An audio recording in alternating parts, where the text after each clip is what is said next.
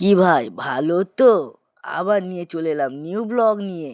আজ ব্লগটা হবে পায়রার বাজি নিয়ে। দেখো বস, এবার আর ভয়েস আওয়াজ পাবে না বস, শুধু পায়রার আওয়াজ পাবে বাজির। দেখো বস।